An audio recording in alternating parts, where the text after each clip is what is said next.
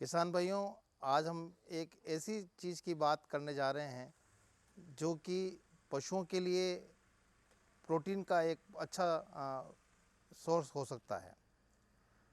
तो हम बात कर रहे हैं एजोला घास की, जो कि पानी में जिसको तैयार किया जाता है, जो पानी के ऊपर तैरती रहती है। ये एक तरह की फर्न है और ये फर्न जो है, इसके बहुत सारे उपयोग हैं, लेकिन जो उपयोग आज हम बताने जा रहे हैं आपको, वो ख़ास तौर से हमारे पशुओं में जो आहार हम देते हैं, उस आहार में इसको अगर यूज़ किया जाए, इसको अगर उपयोग में लिया जाए, तो ये हमारे लिए एक बहुत ही अच्छा दूध उत्पादन बढ़ाने वाला, बांझपन को दूर करने वाला एक चीज़ हो सकती है।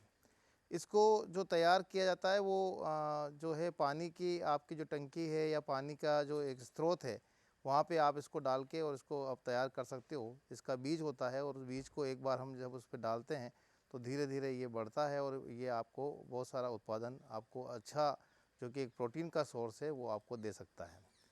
तो जो हम पशुओं में उपयोग लेते हैं, तो इसमें प्रोटीन होता है, वसा होता है, इसमें बहुत सारे तरह के खनिज लवण होते हैं, ये रेशा होता है। और ये सब चीज़ें अगर हम एक शुष्क वजन के हिसाब से देखें तो 20 से 30% प्रोटीन होता है, 20 से 30% वसा होती है, 50 से 70% अलग अलग तरह के खनिज लवण होते हैं और इसमें 10 से 12% रेशा होता है।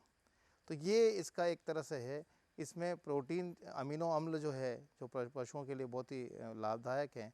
कई तरह के विटामिन हैं, जैसे विटामिन B12 है, विटामिन ए है, बीटा कैरोटीन है, ये इसमें पाए जाते हैं।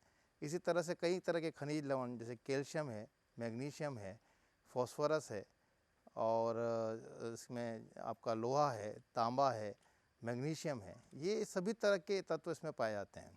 और इन्हीं तत्वों के कारण ये पशु जो है, अगर इनको आप पशुओं को खिलाते हैं तो ये बांझपन दूर करने में भी ये सहायक होते हैं। पशुओं में एक मुख्य बीमारी होती है कि पशुओं के पेशाब में खून आते हैं।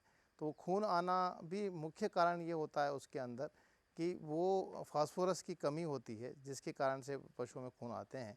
और अगर आप एजोला उनको खिलाएंगे तो ये बीमारी भी आप इससे दूर रह सकते हैं। ये जो तैयार करने का तरीका है, इसको आप ज़मीन में गड्ढा खोद के भी तैयार कर सकते हैं, या आप सीमेंट की पो भी बना सकते हैं, जो अपने पानी की टंकी होती है वो भी बना सकते हैं। तो इसमें 2 फीट के करीब आपको पानी भरना होता है और इसकी चौड़ाई जो है करीब 5 फीट रखें और लंबाई आप जितनी चाहें उतनी रख सकते हैं। तो एक गड्ढा खोद लें और उसमें अगर मिट्टी है नीचे, तो आप उसके अंदर आप प्लास्टिक का एक कवर बिछा सकते हैं। जो प्लास्टिक आती है, काली प्लास्टिक जो आती है, उसको आप अंदर बिछा लें। और बिछाने के बाद में उसके अंदर आपको एक मिट्टी की 1 इंच करीब जो बारीक लेयर है, उसको उसके अंदर बिछाना है।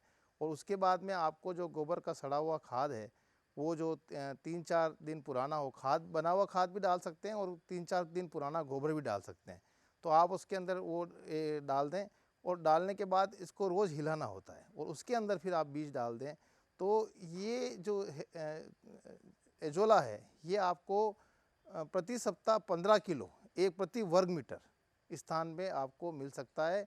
और इसको आपको जो पशुओं को खिलाना है, वो करीब 1 से 1.5 किलो या 2 किलो तक आप गाय या भैंसों को खिला सकते हैं। ये मुर्गियों में भी बहुत अच्छा काम करता है, बकरियों में भी बहुत अच्छा काम करता है, मछली में भी आपका बहुत अच्छा काम करता है। तो ये सभी के लिए एक प्रोटीन का अच्छा स्रोत हो सकता है। और जिन पशुओं को अगर आप ये खिलाते हो, तो उनमें आपको बांझपन की समस्या से दूर हो जाएंगे, उनको अमीनो एसिड पूरे मिलेंगे। और ये सबसे जो महत्वपूर्ण बात है, ये आपके बांटे की दर को कम करता है, क्योंकि इसका जो लागत है, इसको जो पैदा करने की लागत है, वो बहुत कम आती है। इस तरह से ये जो एक तरह का फर्न है, ये अगर आप पशुओं को खिलाएंगे तो आपको पशुओं के लिए बहुत लाभकारी हो सकता है और बहुत अच्छा हो सकता है।